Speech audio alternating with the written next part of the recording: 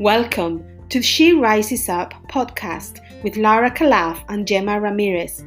Here we want to empower, uplift, and elevate you with conscious conversations aimed to unify business and consciousness.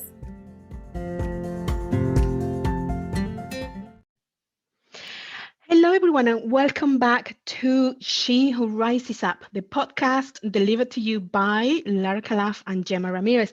I'm Gemma, and today we have a really exciting theme to talk about, which came from choosing a card, which we normally do just for fun, and it normally picks the right theme for the day. Today's theme is something that we really love, and we both teach to the women that we coach and train. We're going to talk about having a clear vision and inspired action, not only in your life, but in your business, in everything you do. So welcome, Lara. Well, hello to you, Gemma. Good morning. Good morning. Greetings to all the ladies Greetings. who are listening to us today. And because these are very impromptu kind of conversations, we literally, before starting recording the podcast, we have literally 5 minutes to see what we're going to talk about, but we don't even know how we're going to start these conversations, right? No. And the intention is to emulate how real conversations are, right? So Yeah. shall we get started with that? Let's get started. And Yeah. actually, what you just said, because that's what we actually do. We meet a few minutes before, we pick a card, and we talk about it. And it just come out as a normal conversation that Lara and I would have normally. And that's why, it works because we have a clear vision, both of us. We know what our vision is for the world. Maybe sometimes I'm speaking for myself now. I lose my personal vision sometimes because of circumstances of life, but I know what my soul vision is. And that's what gave me inspired. So that's why whatever card we pick, we know that the theme is going to be the perfect one and we will have things to talk about. Yeah. Yeah. And you know what was coming to my mind now, Gemma, is that since the energy of this podcast is the feminine energy, Mm. and also the feminine energy is a very flow energy, right? Yeah. So we trust that whatever we're going to be talking about is going to be the right thing and the right Yes. insights that are going to come through. Yeah. So I have then a question for you. When we picked this card and we said clear vision and inspired actions, what were the first thoughts that came to your mind? What were the insights that came to your mind that you would Yeah. like Yeah. to share To share. with our Yeah, thank listeners? you, Lara. I love that you mentioned the feminine energy of the podcast, and that doesn't mean it's just feminine energy. This is all about, we live in a time when we are integrating feminine and masculine. And the vision for me is the masculine, is setting the direction where you want to go. But at the same time, because it's a clear vision, it comes from the soul. So you know what your mission is, what your soul mission is, what you came here to do. And this is your masculine setting up a direction. It's like the river. A river has the water that flows, and that's the feminine energy. But it has the river knows where it's going, and that's the masculine. That's the vision. So the vision is the masculine setting the direction, but the inspired action comes from the feminine that flows within that vision. That's why both are so needed and they come together, because the clear vision on its own, it's nothing, it's just a dream. But with the inspired action of the feminine, it gets the water flowing, getting somewhere. So it gets you somewhere. So that's the first thing that I thought about, how um, perfectly in harmony the clear vision and the inspired action go together, being the feminine and the masculine. And talking about leadership, which is what we both love teaching and inspiring our women to do, to me, the main um, thing, that the main function of a leader is to hold the vision. Whether you're a man or a woman, is to hold the vision and make sure that everyone around know what your vision is. And when you are so inspired by it, your vision becomes a dream that people feel magnetized to. And that's your main activity as a leader, to hold the vision. It's a huge responsibility, and at some point the vision will have a life on its own, and other people will be involved and will share your vision as well. That's the beauty of it. Interesting, interesting. Yeah, absolutely. And when I was, is there anything else actually before I share some of the insights that I had that are related, but also very different to what you've shared, which is the Hmm. beauty of this conversation, right? That so we could see it from different angles as well. Is there anything else, when it comes to clear vision and inspired action? What insights do you are you getting? I love the word inspiration, inspirational leadership. And I follow a man called Lance Secretan who actually teaches and talks about inspirational leadership. And inspiration, he says, comes from within. It's an inside job, as opposed as motivation, for example, which is outside of you. Motivation comes from outside. You have to get motivated to get out of the room if there is a fire, for example. But inspiration is the actual thing that inspires your soul and ignites the passion and the fire within you. And that inspiration comes when you have a clear vision. It's very, very much tied up with the light of your soul, the mission of your soul. So they go very much together. So having a clear idea what inspiration and motivation are and the differences, I think is really important, because motivation has a very short life, while inspiration is forever. It just goes for as long as the river goes. Right, right. Wow. Yes, yes, yes. Right. Hmm. Do you want me to share some of the insights that I had? I love to hear what you have to share, Obviously. Oh Lara. my God. Okay, so let's go. It's interesting that the what had a different aspects of a different insight. The first one Yeah. is, have I lost my vision? Now, vision, Mm. it's not the vision about my life, but also my ability to see things beyond to what is in front of me, right? So that is the insight that I was getting there. So that the first question that I'd like to ask our listeners, by the way, we love asking questions. This is what we do as Mhm. coaches, right? We ask questions and we want to believe that we're very good at it. So the first one is, have I lost my vision? Have I lost um, uh, and if I haven't lost my vision, where's that vision coming from? Is it an inspired vision, or is it a vision that I am holding to myself because I'm supposed to have in it, right? So that is Mm. what was coming to my mind. And also with the craziness that's happening in the world right now, I would say that of course we could still have a vision, right? That the fact that there is a perception that the world is on standstill doesn't mean that my life is also on standby, right? It means that I could still um, create my vision. I could still create some actions. And in regards to actions and the difference between action and inspired action, um, I don't know about you, Gemma, but I've been, watching, and with the work that we do and everything else and conversations that we had, there was a lot of, we are very used to being action oriented, right? As a Yeah. society, especially in the Hmm. Western world, right? Especially in the Western world.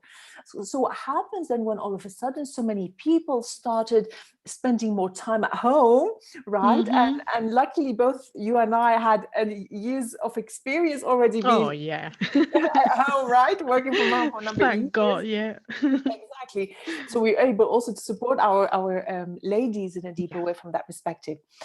And what happened is that I continued to be in an action oriented mode, even though these things were to take a list of a to-do list rather than doing something that I was supposed to do. So for example, if I don't know, so let's talk for example with the meditation, right? So if meditation is not for me for whatever reason, Hmm. or if a certain meditation practice is not for me, I am not going to do it following somebody else's um how the structure, if that is not what suits me. Yeah. Right now, I know, for example, that meditation, we rave about that ourselves, but then it has to come from within. It is when I am ready, and also within the setup.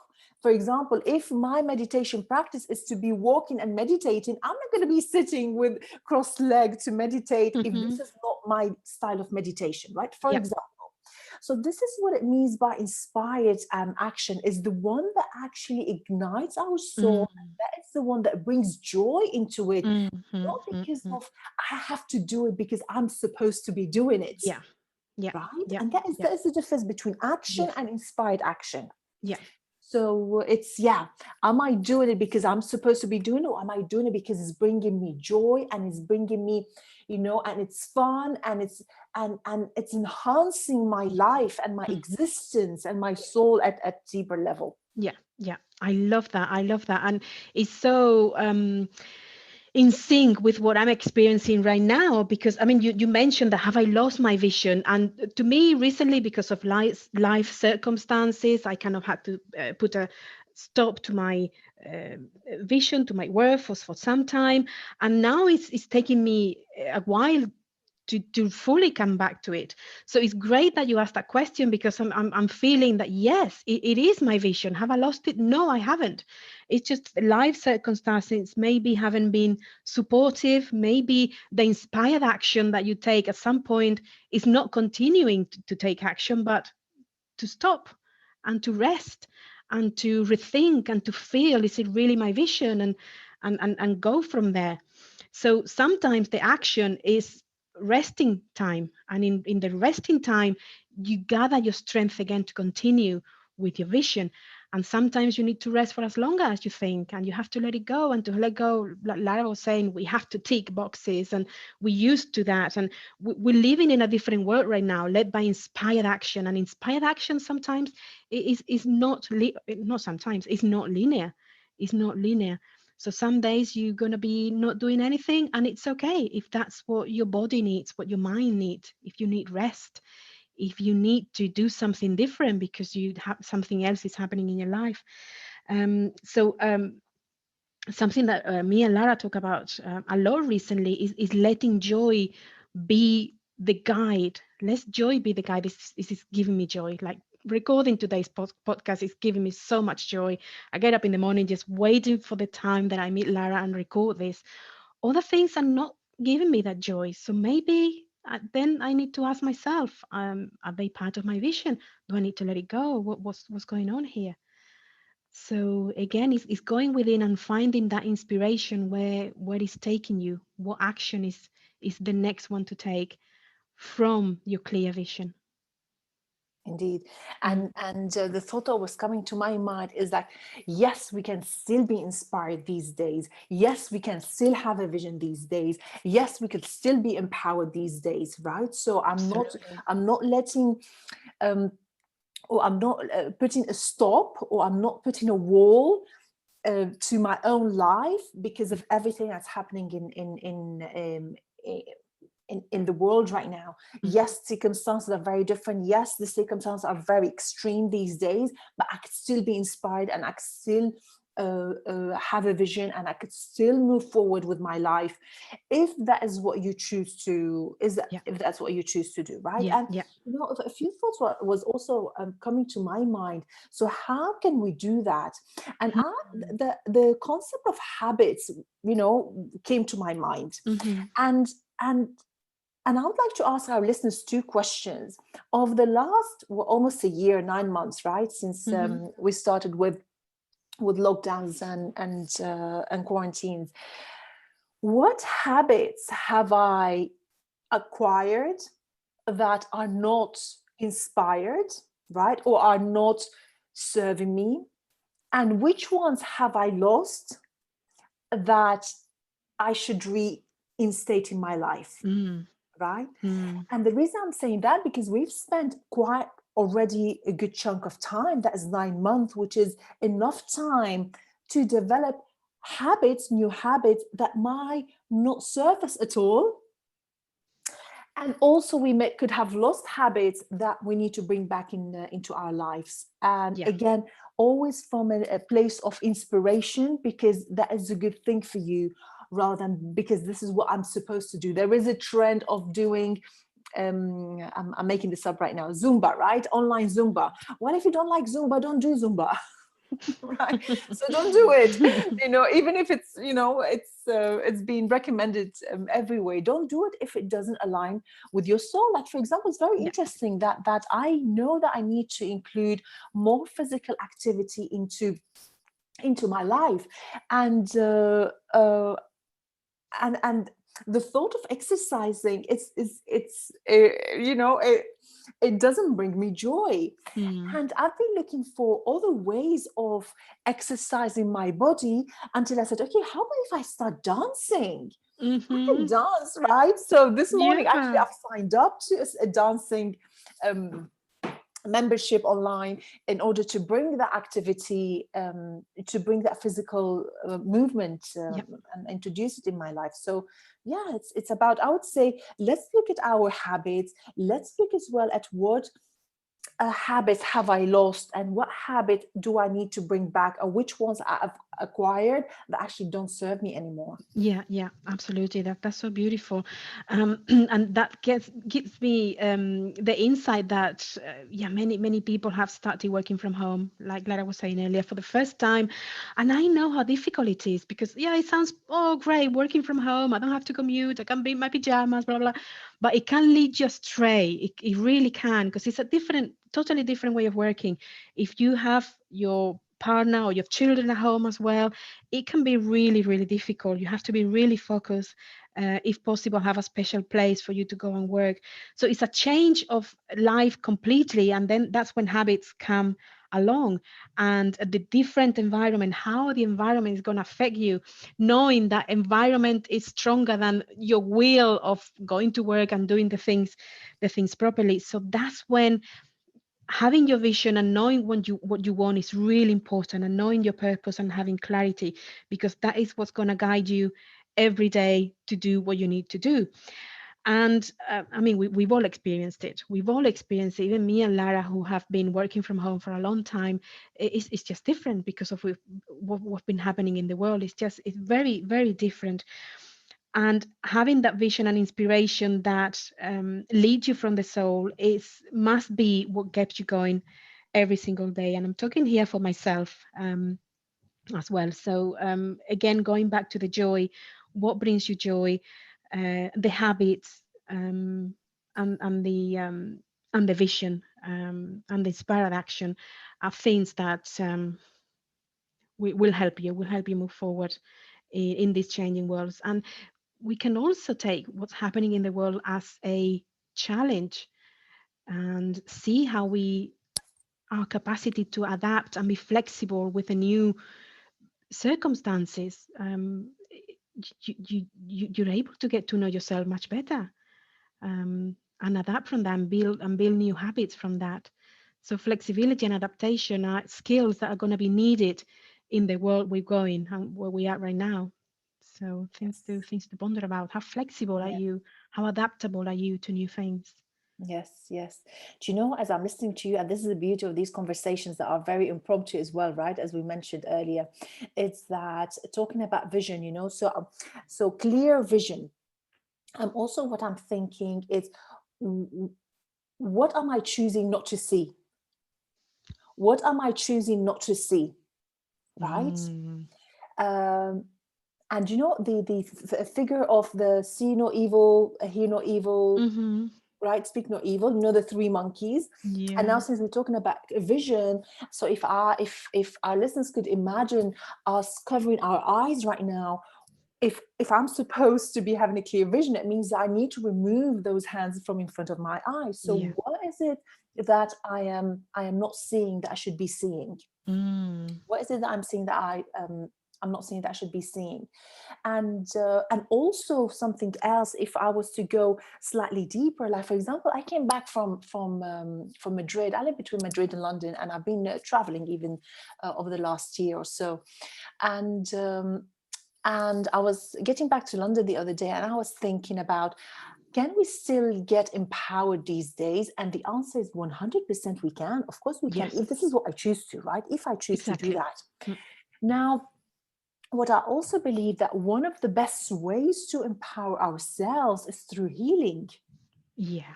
Hmm. is through healing, right? And Hmm. we could talk about, Absolutely. maybe in the future we could talk about different ways of we could do that, or different Hmm. ways that are not very mainstream ways of getting empowered. We could discuss that another time.